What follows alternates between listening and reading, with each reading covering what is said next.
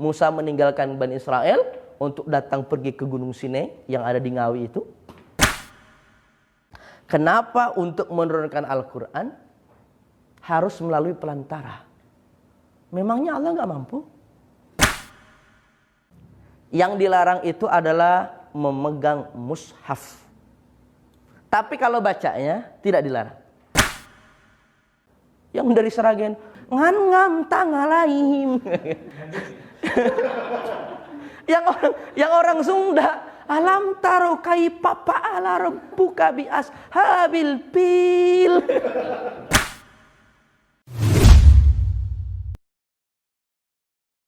Warahmatullahi wabarakatuh.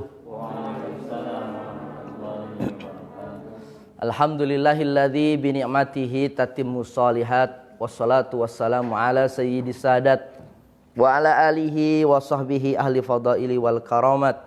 Subhanaka la ilma lana illa ma 'allamtana innaka antal alimul hakim. Rabbi shrah li sadri wa yassir li amri wahlul 'uqdatam min lisani yafqahu qawli. Amma ba'du, yang terhormat pimpinan kepala sekolah, yang kami hormati segenap asatidah. Pada kesempatan pagi ini saya mengucapkan terima kasih atas kesempatan yang telah diberikan. Tidak ada rencana, tidak ada agenda, apalagi jadwal jauh-jauh hari, tapi Allah lah yang mempertemukan kita. Kemarin sore ada yang menghubungi, kemudian saya bilang saya pending jam 10 malam untuk bisa saya menjawab. Karena memanglah agenda pagi ini, satu memang agenda kantor, hukumnya makruh untuk membuat kegiatan di luar. Kemudian yang kedua, ada janji dengan panitia pembangunan karena besok Transend akan ada pengecoran, mohon doanya. Maka tadi malam mencari cara, dan tadi pagi beberapa agenda bisa digeser sehingga bisa setelah kegiatan ini.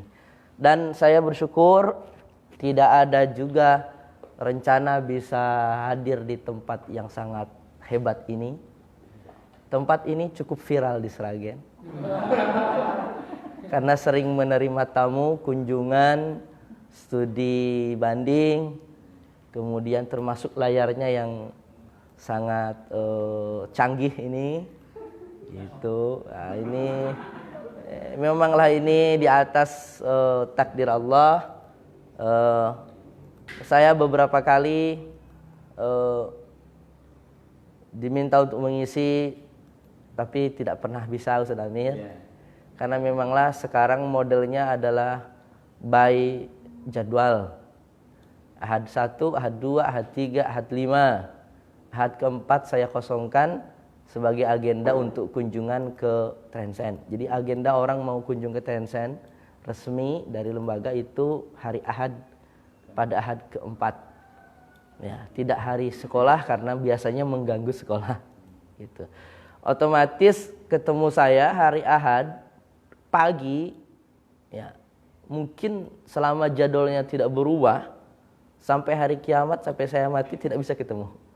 Kalau jadwalnya tidak berubah, kecuali mungkin digeser-geser dari jauh-jauh hari, tukeran jadwal. Mungkin saya punya kepentingan dengan Birrul ini yang cukup, karena Birrul ini sekolah SMP yang keren, gitu. Otomatis sekolah kami SMA pun banyak kepentingannya dengan sekolah keren ini tentunya. Amin. Baik, Bapak Ibu, asatidz rahimakumullah. Kaji kita pada pagi hari ini, karena katanya ini mengawali kajian rutin yang nanti akan dibina, dipandu oleh Ustadz Lutfan. Baik, saya hanya ingin menyampaikan satu materi terkait tentang Al-Quran. Ilmu yang mempelajari tentang seluk-beluk Al-Quran itu namanya ulumul Quran. Kenapa dikatakan ulum? Karena dia jamak, mufradnya ilmu, jamaknya ulum. Jadi ilmu-ilmu. Ilmu-ilmu Al-Quran ini memang luas, banyak cabangnya. Ada namanya ilmu al-khat al-Arab, artinya ilmu untuk menulis Arab. Khusus untuk menulis Arab namanya ilmu al-khat al-Arab. Ada lagi ilmu tentang qiraah, berarti ilmu untuk membaca Al-Quran. Kita karena nanti ada qiraah sab'ah, ada qiraah asyarah. Nanti ada lagi ilmu tentang asbabun nuzul. Ini paling terkenal ilmu ini. Ada lagi ilmu munasabatul ayat. Ilmu yang membahas tentang satu ayat dengan ayat yang lain itu terkait. Ya. Kenapa dalam surat At-Taubah itu tidak ada basmalahnya? Oh, ternyata ada terkait dengan surat sebelumnya. Dia sambungan saja. Ada lagi ada lagi tentang ilmu Makki dan Madani. Ilmu yang membahas tentang Makkiyah dan Madaniyahnya satu ayat atau satu surat. Nanti ada lagi ilmu tentang aqsamul Quran. Aqsam artinya sumpah janji. Banyak sumpah, banyak janji dalam Al-Quran. Itu dipelajari khusus satu ilmu. Nanti ilmu untuk membahas panjang pendeknya ayat. Seperti tadi disampaikan. Panjang pendeknya bacaan. Ada wakaf macam-macam, namanya ilmu tajwid. Itu juga cabang daripada ilmu Al-Quran. Nah, saya ingin menyampaikan pengantar tentang ilmu Al-Quran. Maka judulnya di sini adalah konsep Al-Quran. Berarti pertanyaannya apa itu Quran? Ini kita bahas pagi ini. Mudah-mudahan sampai jam 9. Insyaallah. Boleh. Nanti kita lihat saja. Memorinya muat apa enggak? Baik. Apa itu Al-Quran? Secara bahasa. Dalam pesantren lughatan. Orang kampus bilang etimologi. Bahasa birunya etimologi. Secara bahasa, apa itu Al-Quran? Diambil dari kata qara'a. Yap. Ra'u. Qira'atan. Qur'anan. Mana kata Quran di sini? Nah ini. Diambil dari kata qara'a yaqra'u. Ini namanya fi'il. Ini kata kerja. Di kamus itu mesti begini. Jadi bahasa Arab itu polanya mesti begini. Dari dulu sampai sekarang. Dibakukan oleh ulama di kamus-kamus mesti begini. Qara'a yaqra'u. Ini namanya fi'il. Ini namanya fi'il madhi. Ini namanya fi'il mudhari'. Madhi artinya pas sudah berlalu. Kalau mudhari' ini berarti sekarang. Sekarang atau yang akan datang. Ini qira'atan masdar. Qur'anan juga masdar sama ini. Nanti masdar macam-macam. Nah, qara'a yaqra'u artinya membaca, qira'atan Qur'anan artinya bacaan. Secara bahasa Quran itu artinya adalah bacaan. Qara'a yaqra'u, diambil dari kata qara'a yaqra'u. Ada juga bermakna mengumpulkan. Ada juga bermakna tapi yang paling terkenal inilah maknanya adalah bacaan. Ini secara bahasa. Secara bahasa. Lalu secara istilah, nah boleh jadi secara istilah itu, secara definisi atau secara terminologi itu juga diambil dari bahasa, tapi tidak selalu melulu begitu. Jangan salah. Ya, nanti kita belajar dalam fikih misalnya selalu diawali dari bahasa istilah. Contoh, nanti kita belajar misalnya Anda yang nanti otodidak. Karena waktu kita kan tidak banyak nih. Betul ya? Belajar S1, sudah SAG, sudah SPDI. Tahu SPDI? Sepeda Indonesia. Nah, itu kan sudah dikejar-kejar anak-anak santri. Anak santri itu kan pintar-pintar sekarang. Ya, kreatif. Pertanyaannya ya canggih-canggih gitu. Bagaimana kita sebagai guru nih? Sedangkan kita modal hanya belajar 8 semester. dipotong macam-macam, korting, libur dan sebagainya sekolah kita. Ya, akhirnya butuh kita belajar sendiri, otodidak. Boleh, tak masalah. Ya. Nah, nanti polanya apa? Selalu diawali dari bahasa istilah, etimologi, terminologi.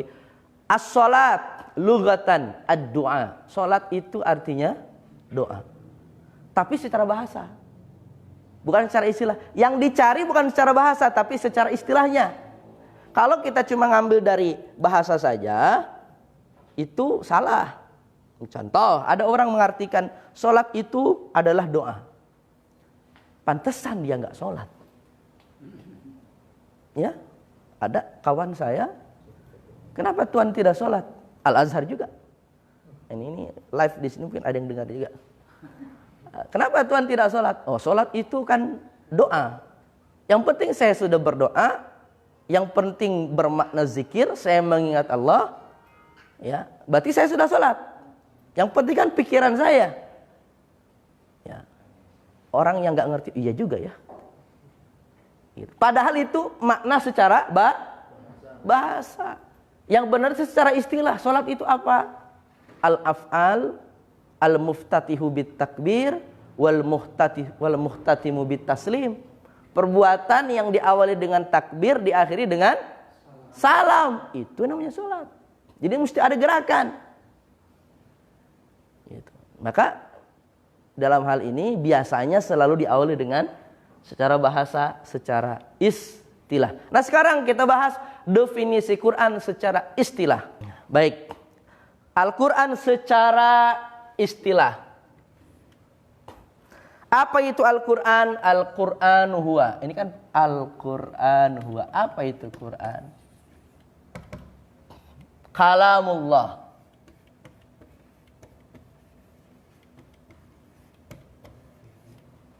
Nggak usah dikasih harokat lah ya. Pokoknya anggap aja paham. Kalamullahi ta'ala. Perkataan Allah. Kalam itu perkataan Allah. Menunjukkan Al-Quran itu bersumber dari Allah. Bukan perkataan manusia, bukan pula perkataan Jibril.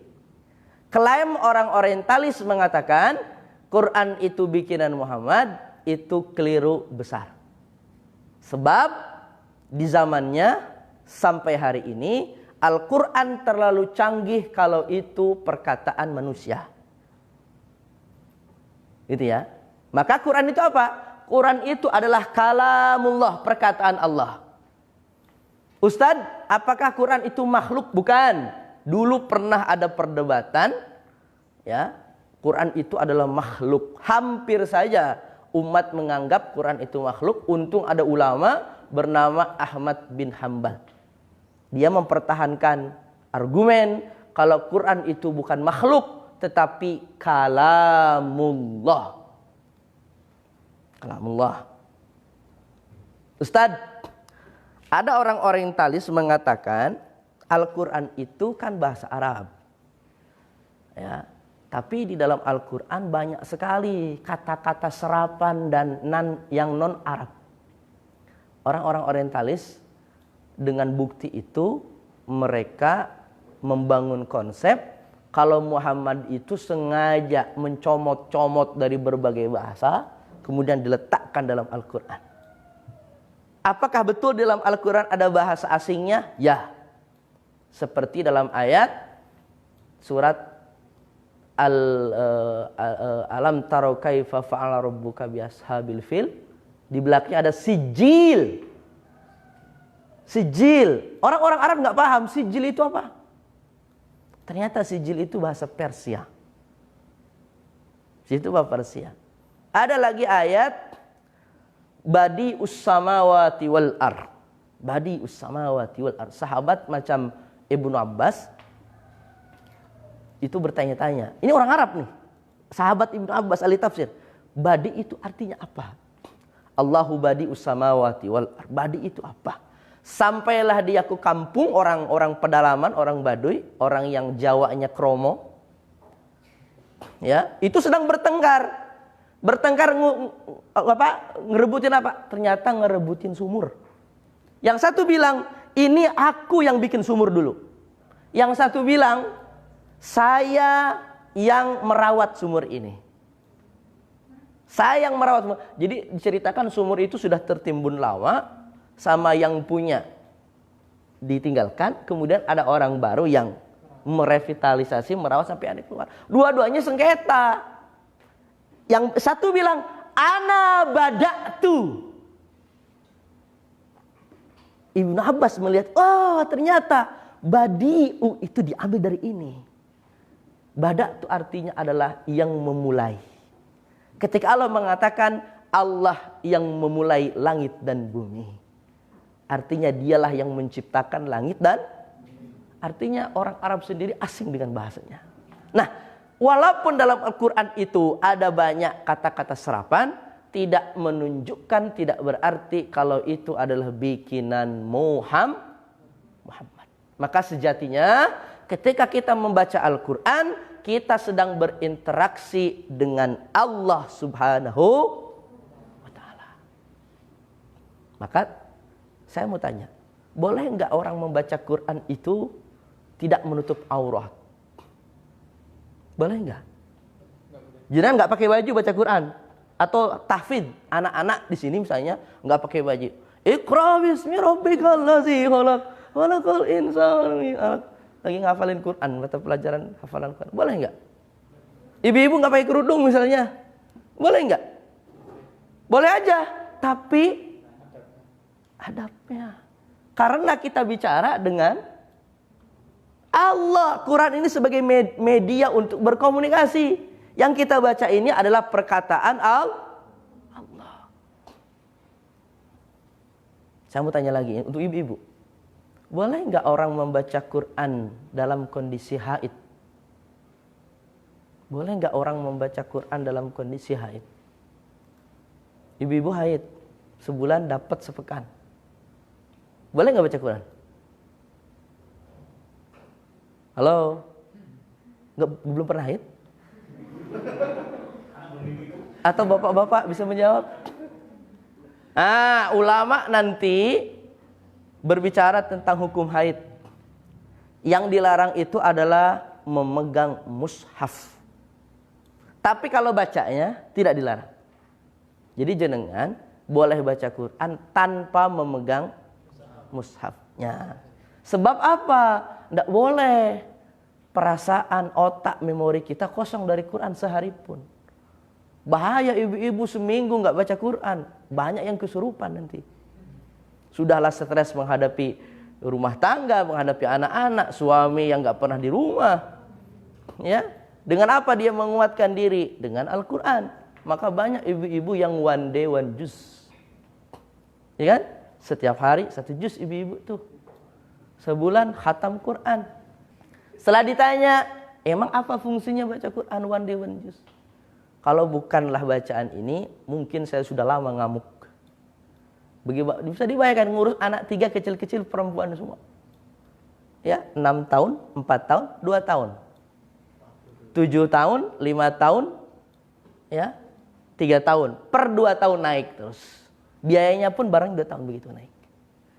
Itu kalau nggak dikuatkan dengan Quran berat. Maka kenapa? Karena kita bicara tentang Quran ini nggak sembarangan. Yang bicara siapa? Allah Subhanahu wa Ta'ala. Inilah yang membedakan dengan hadis. Quran itu lafal makna dari Allah.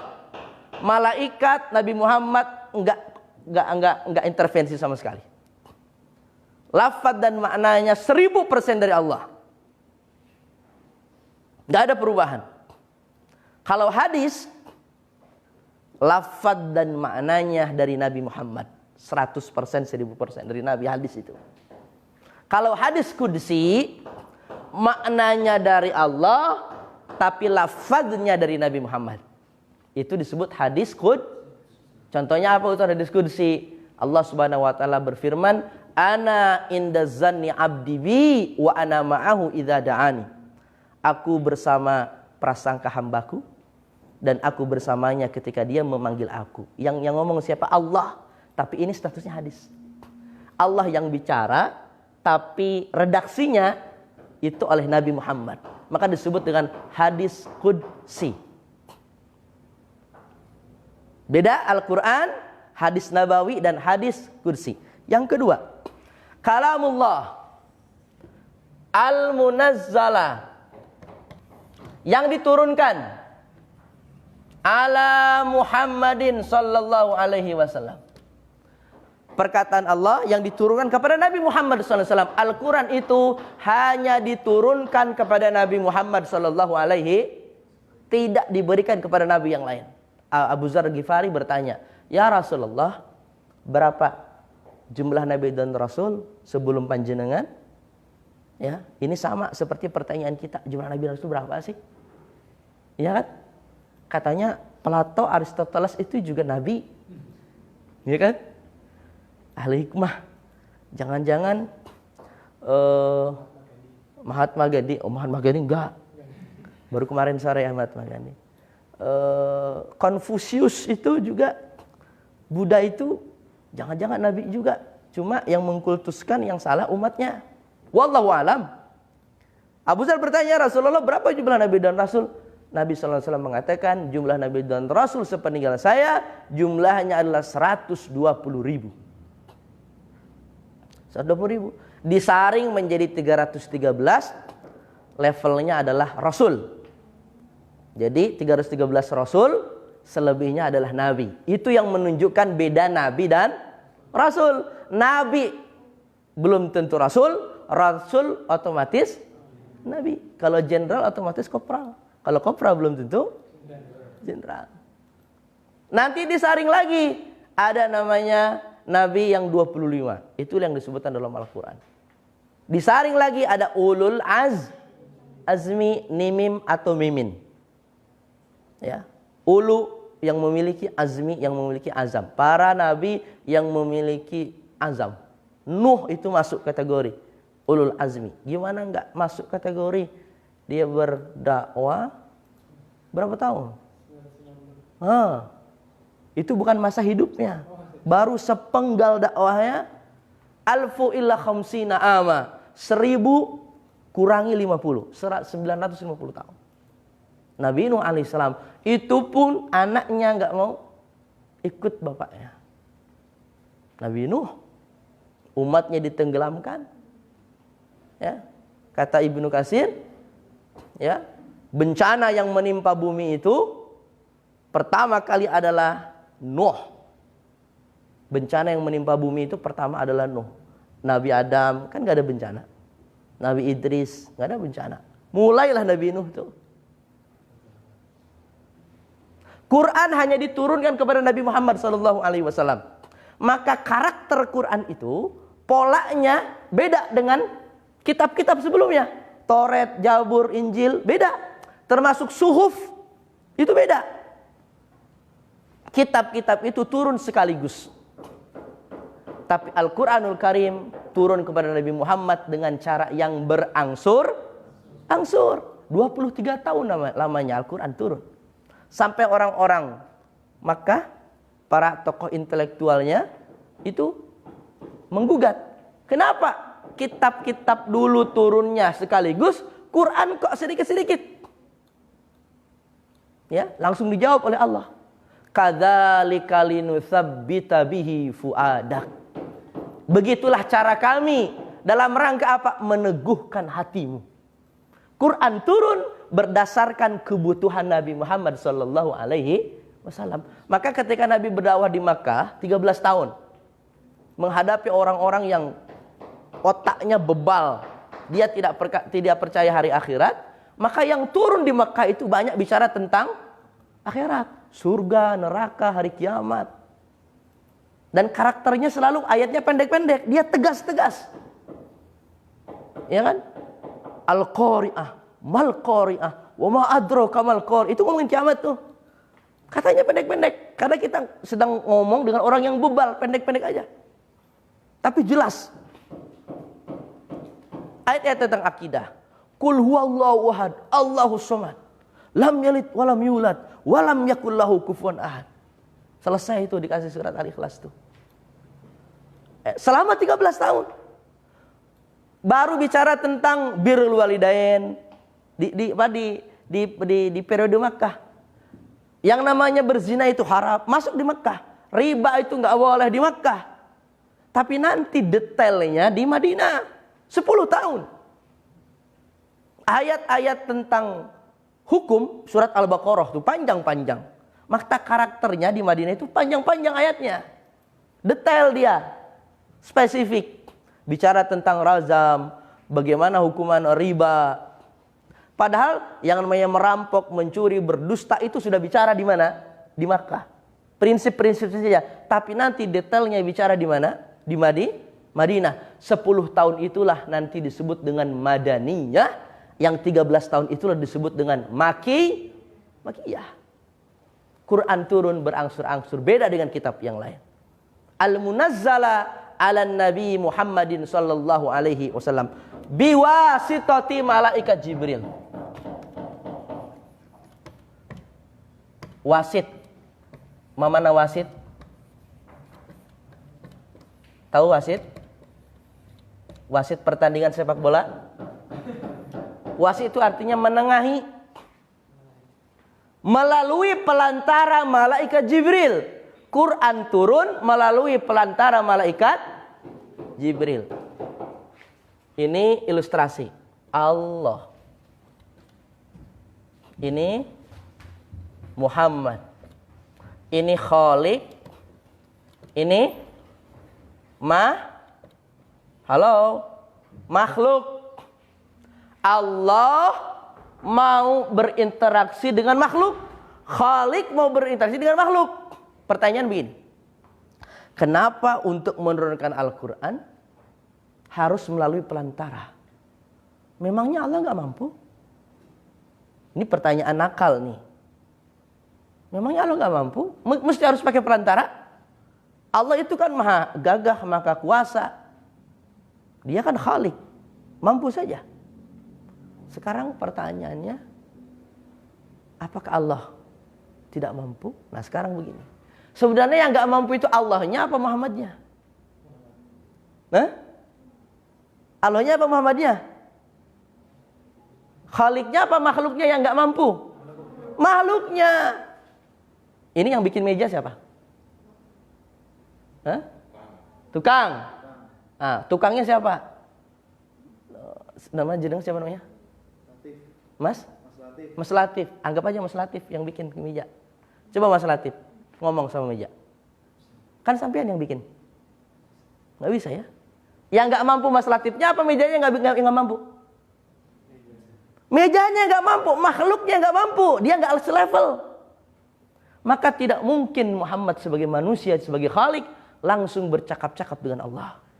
Lagi pula sudah ada pengalaman. Nabi siapa yang pernah bercakap-cakap dengan Allah? Nabi Musa alaihi salam disebut dengan Musa kalimullah. Musa meninggalkan Bani Israel untuk datang pergi ke Gunung Sinai yang ada di Ngawi itu. Ingin dia bertemu dengan Allah, mendapatkan mukjizat, di antaranya adalah Musa mengadu kepada Tuhan. Lalu muncul suara dari belakang bukit Sinai itu. Baru suaranya menggelegar. Musa pingsan depresi. Itulah pengalaman pertama. Manusia, hamba Allah, bercakap-cakap dengan Allah. Gak mampu ternyata. Maka dari situlah gak perlu ketemu langsung. Pakai perantara. Malaikat Jibril. Maka Jibril itu mendapatkan tugas khusus. Makanya top 10 malaikat itu Jibril paling pertama. Karena dia tugasnya sejak Nabi Adam, 120.000 nabi sampai Nabi Muhammad, kerjanya full time. Tapi sekarang dia udah pensiun. Maka disebut dengan Ruhul Amin, ruhnya yang terpercaya. Karena malaikat Jibril menyampaikan wahyu tidak pernah salah address, tidak pernah salah orang.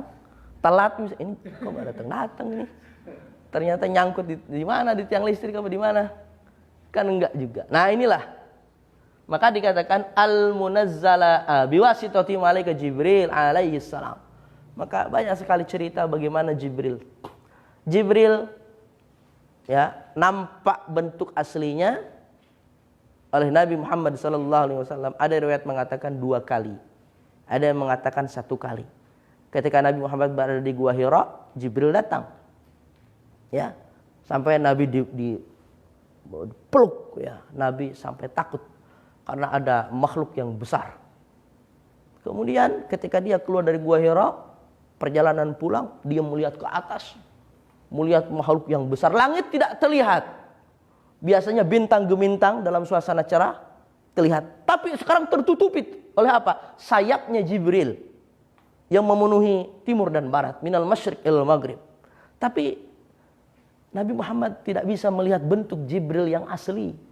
Yang besarnya seperti apa? Itu ditampakkan oleh Allah dalam peristiwa Isra dan Mi'raj.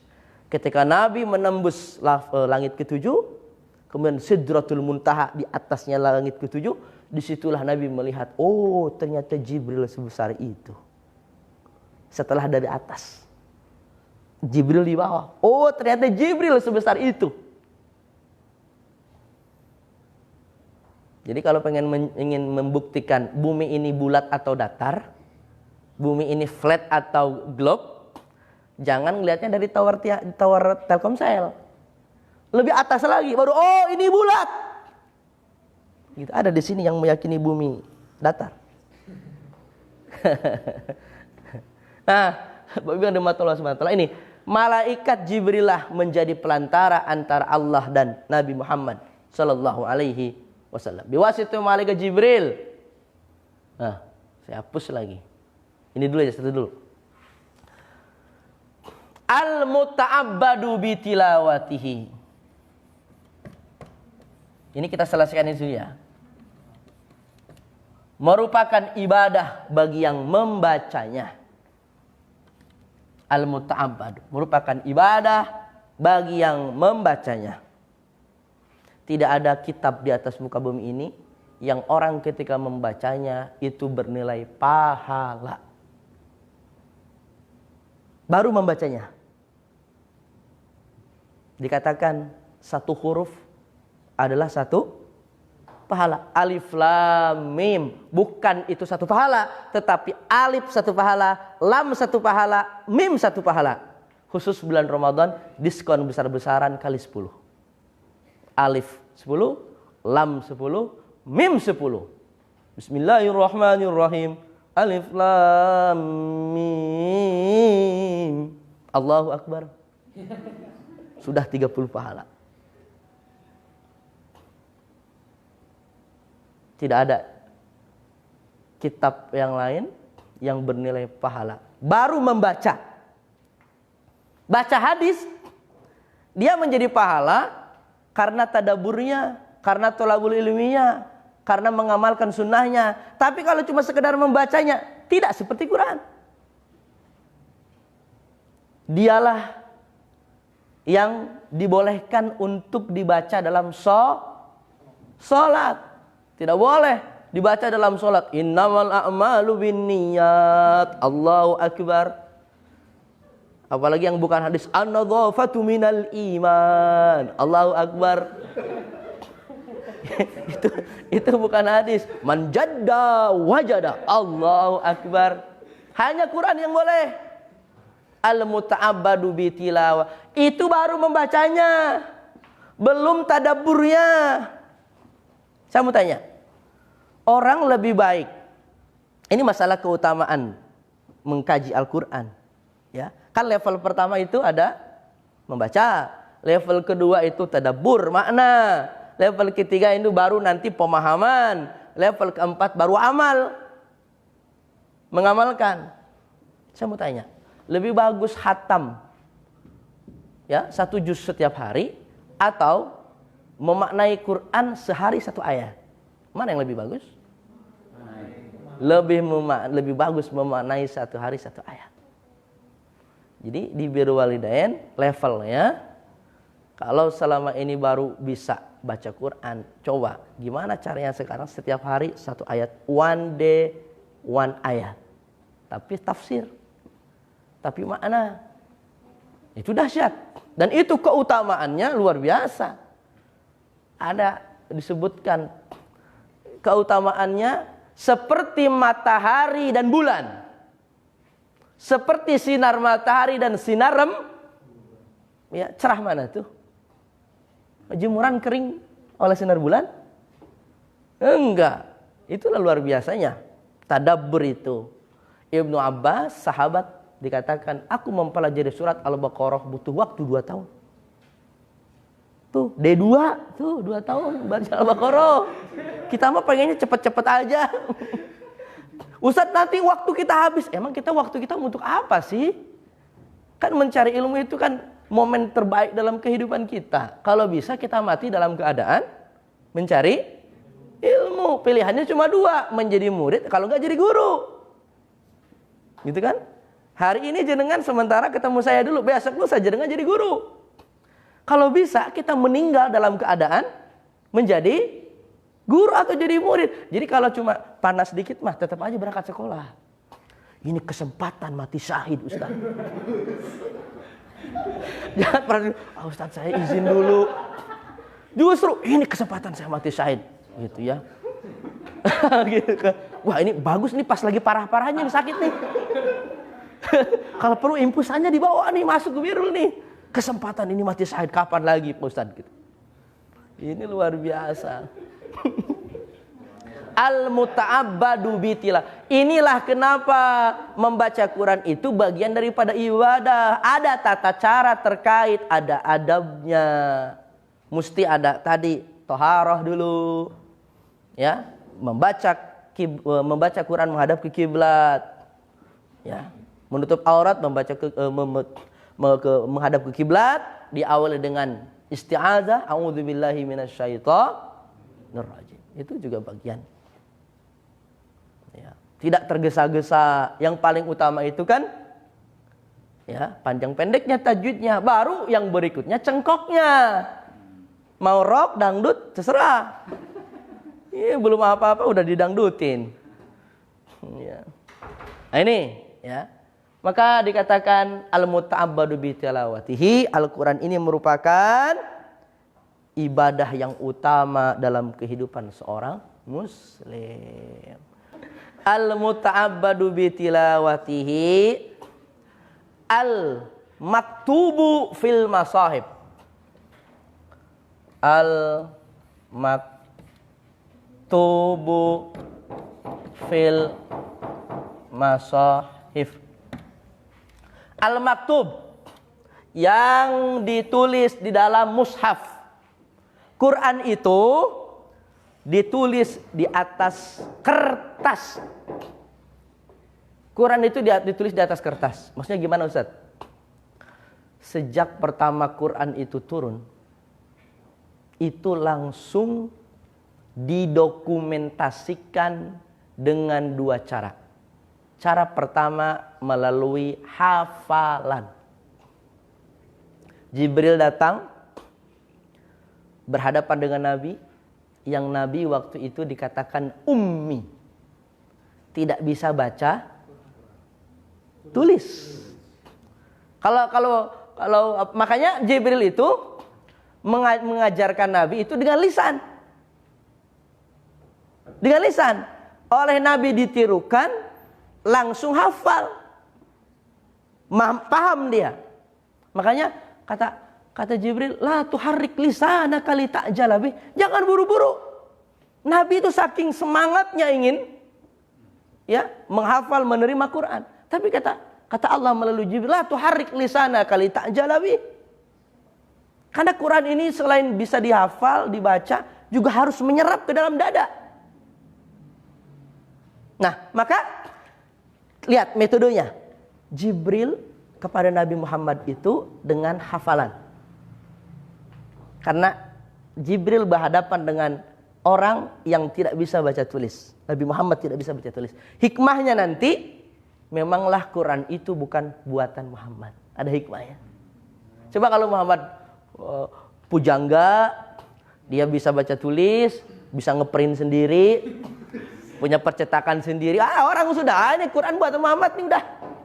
Ada hikmahnya. Nabi mengajarkan kepada sahabat. Sahabat ini terbagi 2.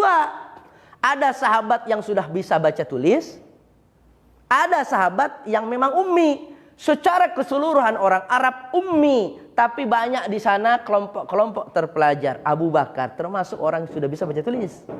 Ali bin Abi Thalib sejak kecil karena sekolahnya di Birul sudah bisa baca tulis. Ya, Zaid bin Sabit, ya, oleh Nabi SAW disekolahkan untuk mempelajari bahasa asing. Ya, disuruhnya ke Pare sana. Ya, ke Pare. Sudah baru 14 hari sudah balik. Kau udah selesai? TOEFL saya udah 1000. Disuruhnya belajar bahasa Ibrani 14 hari sudah.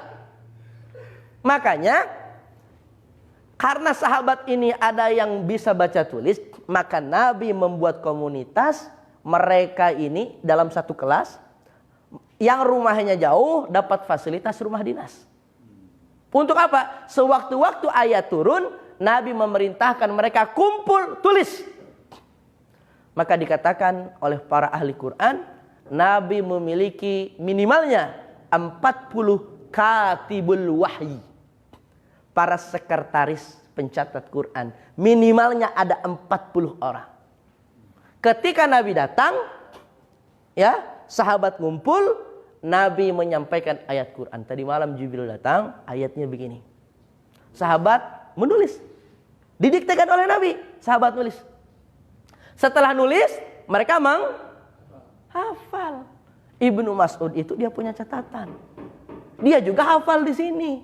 Kata Ibnu Mas'ud, di kepala saya ini ada asbabun nuzul 70 surat. Kata Ibnu Mas'ud, saya tahu 70 surat. Padahal Quran itu hanya 114 surat. Dia setengahnya dia kuasai itu. Lebih dari setengahnya. Karena dia termasuk sahabat Nabi yang mencatat Quran. Berarti apa? Sejak pertama kali Al-Quran didokumentasikan secara hafalan. Yang kedua, secara tulisan. Kertas waktu itu mahal. Tapi tetap diusahakan. Maka ditulis dengan media-media yang sederhana. Batu tipis, pelepah kurma, ya. Kertas kita kan dibuang-buang. Orang dulu pengen cari kertas mesti ke Mesir dulu, papirus. Atau pergi ke Romawi dulu cari kertas. Maka saya mau tanya, urusan dokumentasi lebih kuat, lebih awet hafalan, apa lebih awet tulisan? Urusan dokumentasi lebih kuat hafalan, lebih kuat tulisan. Jangan punya utang. Dihafal di sini, apa mau dicatat? Kalau ditaruh di sini, yang 1 juta, nolnya hilang jadi 100.000. Tapi kalau tulisan, nih ada kwitansinya, nih ada aktenya, jual belinya, ini ada surat utangnya. Ya. Kan tulisan tuh, rekodnya itu kan lebih itu. Makanya urusan tulis menulis ini menjadi basis daripada ilmu. Dan ilmu ini menjadi basis membangun peradaban. Maka Nabi SAW sejak pertama sampai di Madinah, yang dibangun bukan pasar, bukan jembatan, bukan infrastruktur, tetap ilmu. Ini kritik buat pemerintah. Apalagi infrastrukturnya ngutang. Coba bayangkan, perang Badar. Yang menang siapa? Orang Islam. Orang Islam punya tawanan. Ya, coba Nabi SAW. Ini yang ditawan ini kebanyakan pinter-pinter, keturunan bangsawan, tokoh-tokoh intelek. Begini aja deh. Lazimnya kan, Anda kalau mau bebas, suruh keluarga Anda bayar tebusan. 1 peti emas, 2 peti emas, kami butuh untuk bangun infrastruktur. Madinah ini baru kota awal, baru kota rintisan. Namanya, tagline-nya Madinatun Nabi. Ya. Karena Madinatun Nabi menjadi destinasi wisata orang datang ke situ, maka ditambahi bersinar Madinah Al-Munawwarah, Sragen Asri, Solo Spirit of Java, Ciamis manis, Tasik bersinar, Ngawi ramah, nggak nyambung. Tapi memang Ngawi ramah. Nah, kalau Birrul Walidain apa Ustaz? Motonya? Modern Islami berprestasi. Masya Allah. Kan itu tagline-nya. Nabi nggak minta tuh harta untuk jadi tebusan. Gini aja, kamu bisa baca tulis?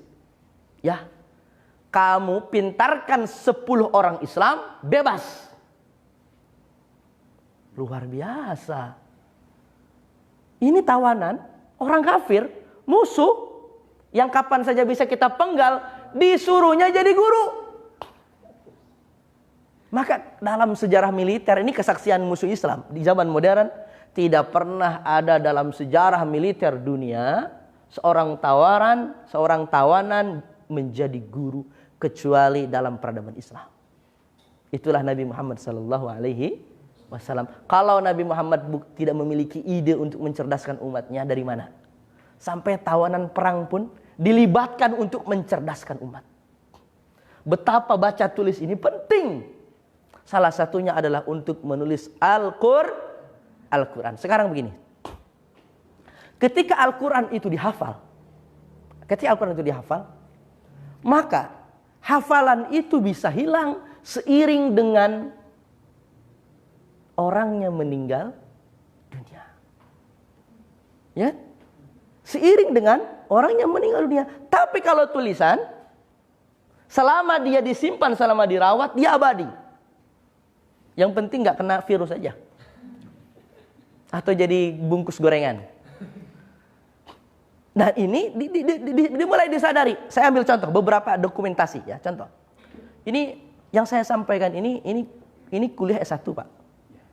Ya, jadi nanti lulus dari sini itu tinggal UTS.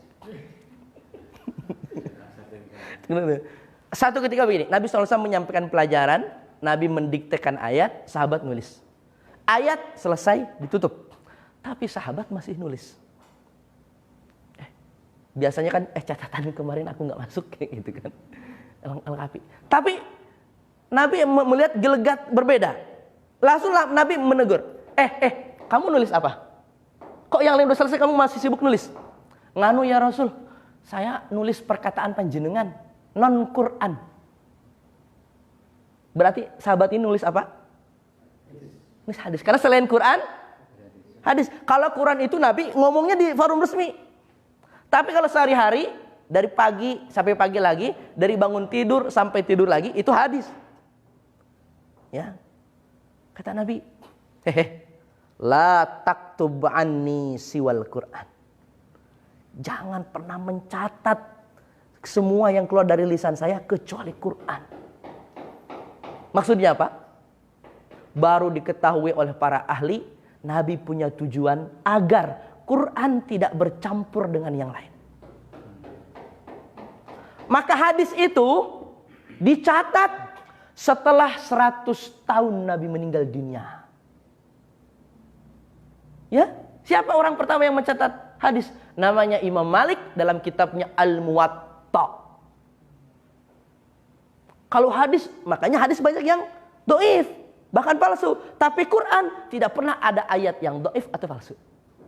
Karena sejak turun langsung dicatat. Bahkan Nabi sudah membuat rumus, jangan engkau tulis selain Quran, takut ke depan nanti campur aduk. Maka dikatakan al-maktubu fil masahib.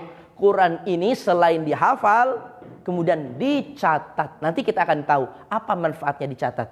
Nabi meninggal dunia, langsung naik Abu Bakar. Di zaman Abu Bakar tuh berkuasa hanya 2 tahun 3 bulan, nggak sampai 1 periode. Periode 5 tahun kan? Cuma 2 tahun 3 bulan. Tapi 2 tahun 3 bulan ini yang sibuk sekali Abu Bakar. Di antaranya adalah memerangi pembangkang zakat dan memerangi para nabi palsu. Namanya bernama Musailamah Al-Kadzab. Dia punya benteng, dia punya tentara hebat. Banyak sekali. Termasuk banyak sahabat senior yang membela ikut Musailamah ini. Luar biasa. Nanti ada seorang tokoh, Abu Bakar itu ada seorang dai disiapkan oleh Abu Bakar, kamu dakwahi itu Musailamah. Ternyata malah gabung. Gak balik lagi. Rupanya honornya lebih besar. Kalah. Nah, dalam peristiwa ini meletus perang Yamamah. Sahabat Nabi kesulitan menaklukkan perang Yamamah karena posisi musuh di atas benteng. Ya, ada sahabat itu sampai telinganya putus, bercucuran darah. Ketika kaum muslimin sudah banyak yang berjatuhan, hampir mundur, dia bertakbir di atas ketinggian, Allahu Akbar, sehingga kaum muslimin bisa dimobilisasi lagi, tentara kemudian memenangkan pertempuran. Setelah pertempuran usai, ya, kaum muslimin senang. Tetapi ada menyisakan satu, ya, kegetiran di hati khalifah, terutama di hati sahabat, di antaranya adalah Umar, karena banyaknya sahabat dari kalangan hufazul Quran meninggal dunia, sejumlah 70 sahabat. Di Seragen ini yang hafal Quran berapa puluh, Pak? Coba disurvei. Yang meninggal 70 sekali perang. Maka waktu itu sahabat membayangkan ke depan akan ada perang-perang yang lebih dahsyat lagi. Sekali perang meninggal 70, habis kita. Itu kan yang jalan itu kan recorder semua, yang 70 GB, yang 50 GB. Ini kan meninggal semua itu nanti memorinya. Masalahnya nggak bisa pakai kabel itu dipindah, nggak bisa. Kalau sudah meninggal sudah selesai. Quran 30 juz selesai semua itu habis. Kata Umar, nanti generasi setelah kita nggak kebagian Quran. Ini bagaimana caranya? Panjenengan tahu nanti di penghujung Khalifah Abu Bakar ada perang namanya perang Yarmuk. Itu kaum muslimin menghadapi Heraklius Romawi. Kaum muslimin berjumlah 60 batalion. Romawi berjumlah 250 batalion. Satu batalion 1000 tentara. 250.000 melawan 60.000. Itu bisa dibayangkan tuh. Itu sama seperti Mike Tyson ketemu Chris John. Itu mestinya sudah kalah sebelum bertanding. Nah itu bagaimana caranya? Maka Umar mendesak, wahai khalifah, sekarang waktunya proyek untuk mencatat Quran. Tidak lagi mengadakan hafalan. Wah, waktu itu berdebat. Abu Bakar itu orang yang komitmen dengan, ya, perkataan Nabi. Kata Abu Bakar, Nabi nggak pernah nyuruh kita untuk mengumpulkan Quran. Kalau menulis iya, tapi kalau untuk mendokumentasikan dalam satu volume, dalam satu cetakan buku begitu, Nabi nggak pernah melakukan itu. Saya takut ini bid'ah. Kata Umar, wallahi khair, demi Allah ini adalah yang baik. Maka akhirnya akhirnya Abu Bakar ini luluh, hingga akhirnya dibentuklah panitia untuk membuat proyek namanya mengumpulkan Quran. Maka di zaman Abu Bakar itu namanya Jam'ul Quran. Mengumpulkan Quran apa Ustaz maksudnya? Ingat di zaman Nabi itu kan Quran sudah ditulis, tapi berserakan. Di mana itu Al-Quran berserakan? Ditaruh di rumah Nabi. Jadi di rumah Nabi itu sudah kecil ada gudang lagi untuk mengumpulkan dokumentasi itu. Di zaman Abu Bakar diambil dokumen itu, kemudian disalin ulang. Siapa yang nyalin? Seorang pemuda bernama Zaid bin Sabit. Sempat tuh ada rumor berkembang ketika Abdullah bin Mas'ud yang ngaku tadi paling ngerti 70 ayat, 70 surat, itu cemburu. Aku kok nggak masuk panitia? Kan aku yang paling ngerti. Sampean wis tuwek gitu kan. Takut ada yang lupa-lupa atau dan sebagainya, banyak alasan. Zaid bin Sabit. Zaid bin Sabit ini adalah sahabat Nabi yang menjadi spesial di zaman Nabi Muhammad SAW. Zaid. Dia pernah dikursuskan dan sebagainya. Ya, dia menguasai Microsoft PowerPoint, Excel, Word mah udah dikuasai. Canggih lah pokoknya, dia udah pantas dah dia. Ada alumni luar negeri juga kan, kapabilitasnya bagus. Cocok. Jadi Zaid itu dia mengumpulkan. Bilal itu dia termasuk panitia bagian humas. Yang di pasar, ayo kita sudah sampai surat Al-Baqarah. Yang punya catatan di rumah masing-masing kumpulkan ke masjid. Yang di masjid yang mengumpulkan Umar Ibn Khattab. Di pintu masjid setelah sholat, ayo sekarang kita sudah Ali Imran, kumpulkan naskah-naskah yang ada di rumah. Para sahabat semuanya ya ikut berkolaborasi. Nah, disitulah setiap ayat itu dibandingkan. Ini ada catatan, ini ada hafalan. Kok catatan sama hafalan nggak sama, nggak sinkron? Jangan-jangan ini tulisan yang keliru? Apa hafalanmu yang ketika dapat pelajaran ngantuk-ngantuk? Dipanggil yang lain, bro, kamu hafal surat Al-An'am? Nggak hafal. Dikomparkan ternyata hafalan yang ini sama dengan catatan. Oh, ente yang ngantuk ternyata. Seperti inilah detailnya. Barulah panitia bekerja selama 1 tahun. Jadilah mushaf Al-Quran. 1 Quran utuh. Jumlahnya berapa? 1 doang. Di zaman Abu Bakar. Abu Bakar meninggal dunia. Ini jadi arsip negara. Pindah ke siapa? Umar. Di zaman Umar gak ngotak-ngatik Quran lagi. Umar meninggal dunia. Yang nyimpen arsip negara ini adalah Hafsah. Hafsah ini kan putrinya Umar. Sekaligus istrinya Nabi. Ketika di zaman Utsman, perang meletus. Kaum muslimin yang ada di Azerbaijan di Rusia, mereka di front jihad. Banyak tentara-tentara yang berasal dari seluruh dunia. Yang dari Sragen datang. Yang dari Ngawi datang. Yang dari Tasik datang. Ketemu dengan orang-orang Afrika dari Mesir. Kalau ba'da maghrib, mereka seperti lebah. Ngaji. Yang dari Sragen. Ya. Ghairil maghdubi alaihim. Ngalaihim. Ngam tang alaihim. yang orang Sunda, alam taro kaifa fa'ala rabbuka bi ashabil fil. Itu semuanya ribut. Kok bacanya begitu? Makhrajul hurufnya enggak pas. Ini kan bukan orang Arab semua. Persia itu bukan orang Arab. Ribut. Bayangkan, kalau sipil ribut enggak masalah. Ini tentara ribut, pegang golok semua. Maka panglima dari front jihad di Azerbaijan berkirim surat kepada Khalifah Umar, kepada Utsman yang ada di Madinah. Tuan Khalifah, di tempat kami ini ribut, ngeributin baca Quran. Saya takut, ya. Ini nanti terjadi perang saudara, mesti dibuatkan metode untuk disamakan. Akhirnya Utsman bin Affan, ya, bermusyawarah, keluarlah peraturan presiden, Perpres, ya, untuk membentuk panitia. Alhamdulillah, orang yang dulu pertama ketua panitia itu, si Zaid itu masih hidup. Zaid, ente punya pengalaman, ente dulu yang mengumpulkan ini. Kata Utsman, ngomong-ngomong arsip itu di mana dulu ya? Di kantor kagak ada. Oh iya, yang nyimpen siapa? Hafsah. Tolong dong dimintakan ini surat resminya, stempel. Hafsah, dipinjam dulu. Dipinjam dulu. Baru nanti Zaid menulis. Kemudian ada beberapa metode mushaf Utsman. Ada yang mushaf Utsman. Nah, boleh. Ini Quran? Ya. Ini mushaf Quran. Nanti kita akan menemukan beberapa kaidah penulisan yang berbeda. Kenapa tulisan sholat ada yang perasaan ini ya. Sholat itu tulisnya gini ya. Kalau zakat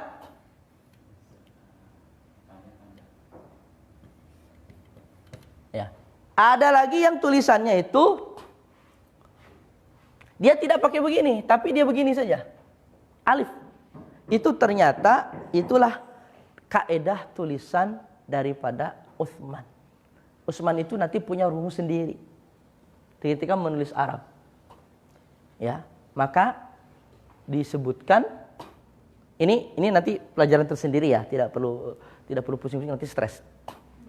Ada kaidah Utsman membuat tulisan Arab sendiri, maka disebut dengan Rasm Utsman. Yang sampai kepada kita Rasm Utsman.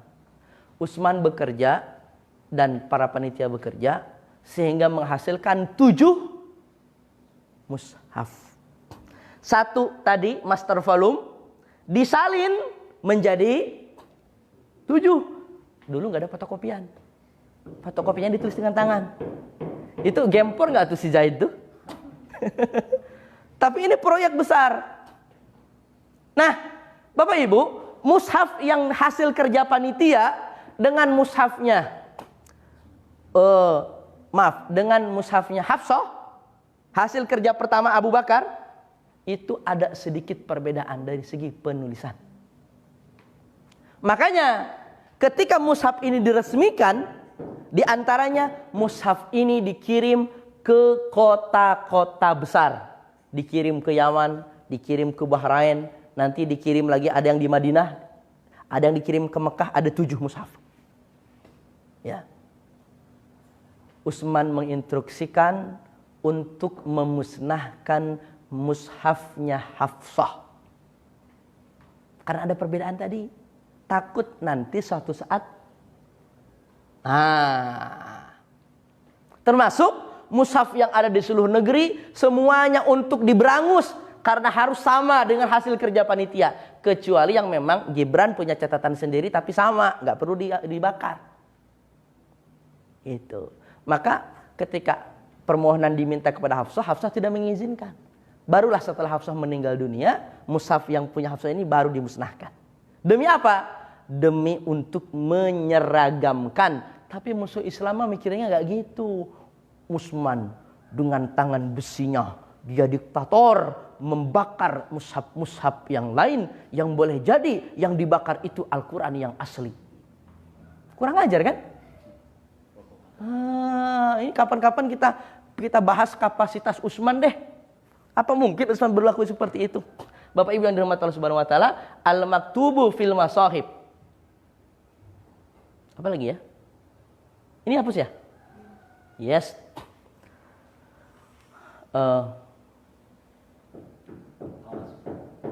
Masih ada dulu lagi.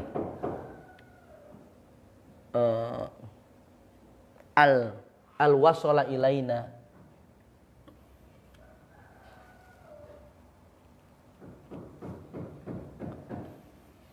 Bit tawatur. Sampai kepada kita dengan cara mutawatir. Quran itu tercatat dalam mushaf, kemudian diwariskan secara mutawatir. Ustaz, apa sih mutawatir? Apa itu mutawatir, Ustaz? Mutawatir adalah informasi yang sampai kepada kita, informasi yang sampai kepada kita, yang mau tidak mau kita percaya informasi itu. Kenapa? Karena tidak ada potensi info itu berbohong. Kenapa? Karena jalannya disampaikan oleh banyak orang. Saking banyaknya nggak terhitung.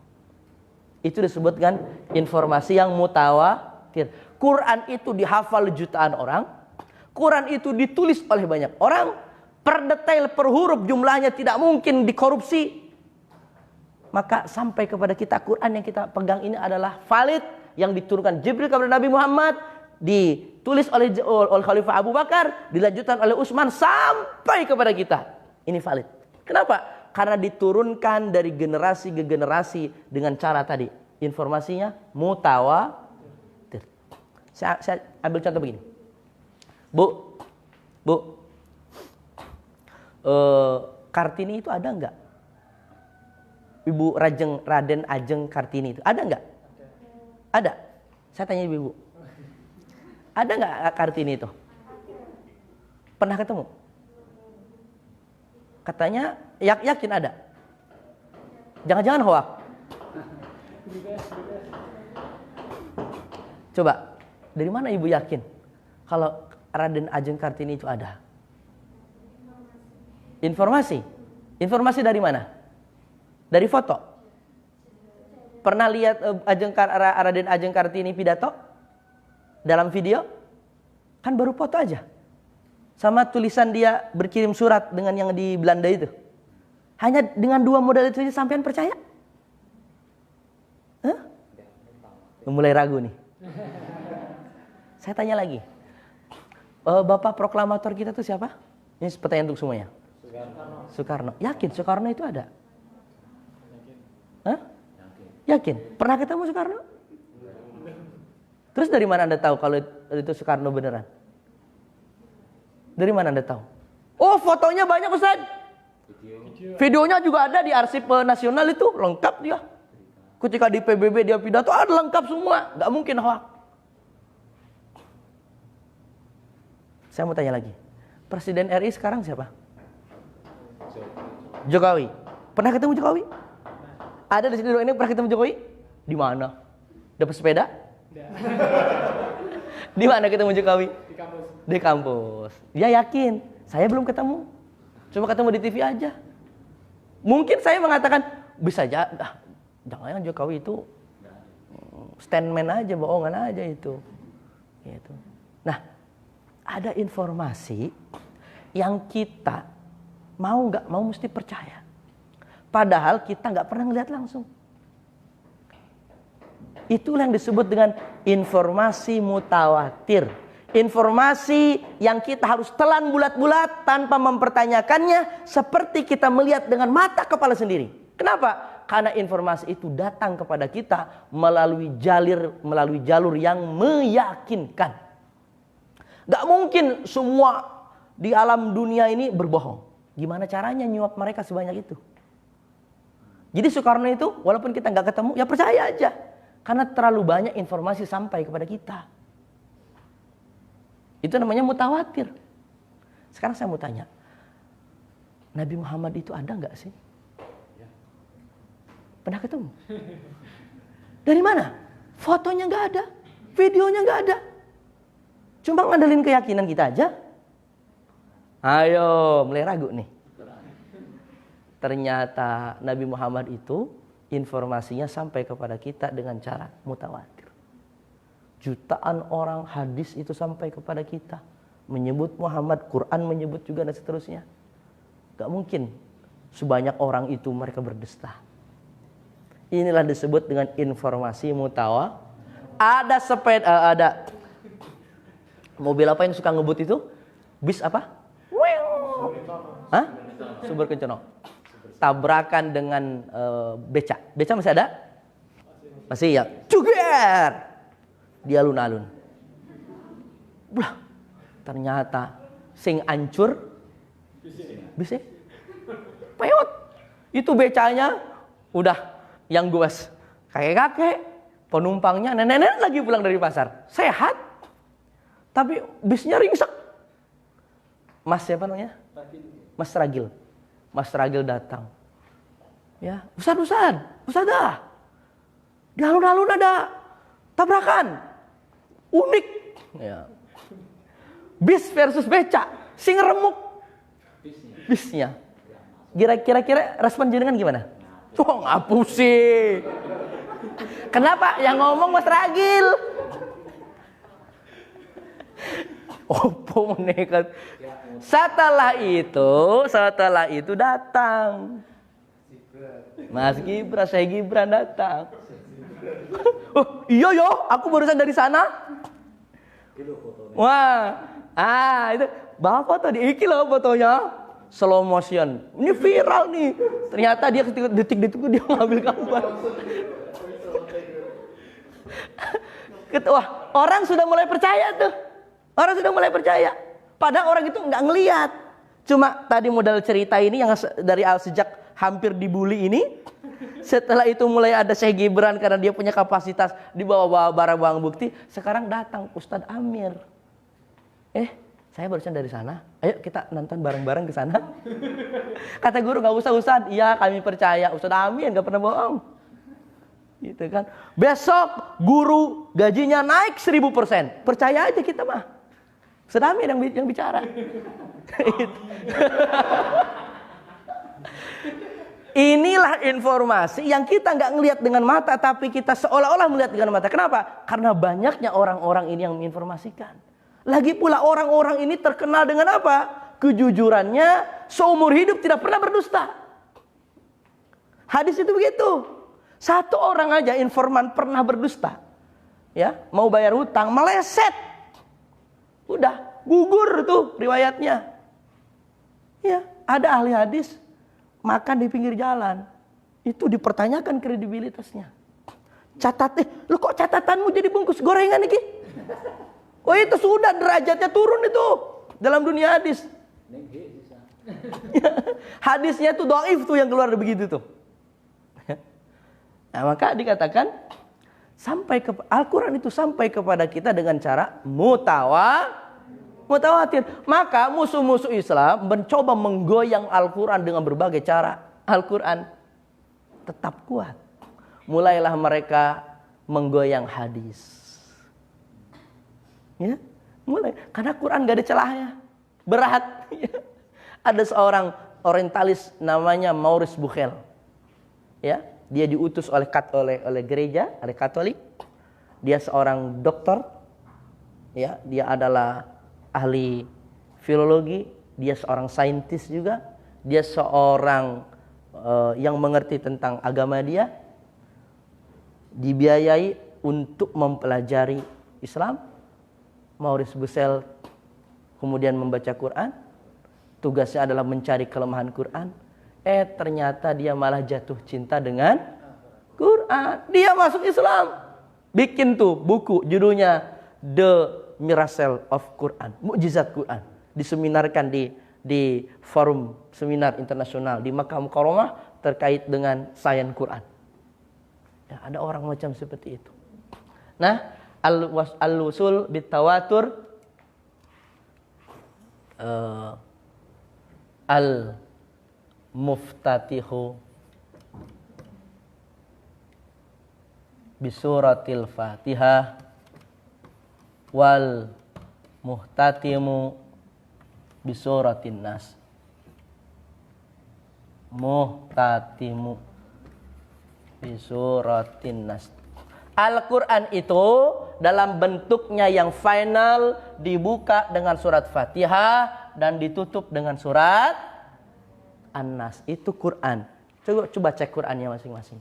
Kalau Qurannya diawali dengan surat An-Nas, diakhiri oleh surat Al-Fatihah, berarti Quran palsu.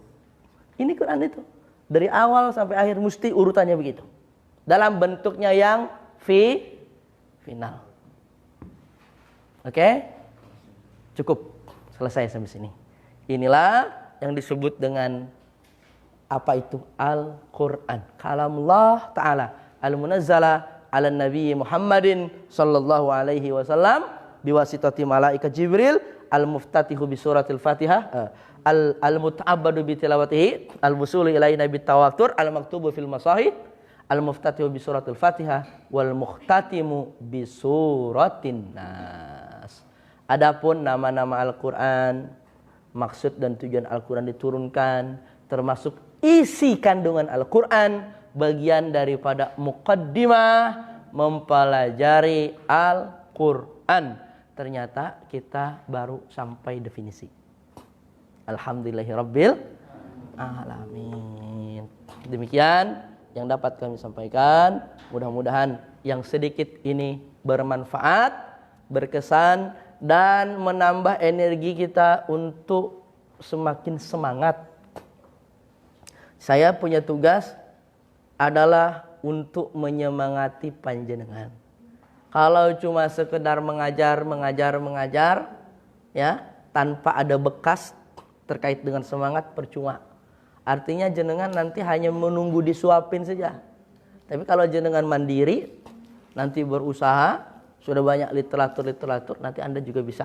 Sekarang buka YouTube, cari ceramah siapa, Gus Baha, Ustadz Adi, Ustadz Abdul Somad, atau guru-guru yang lain. Tengok, Anda mau judul apa, lihat. Itu ya. Saya kira demikian. Terima kasih atas waktu dan kesempatan. Mohon maaf apabila ada kesalahan.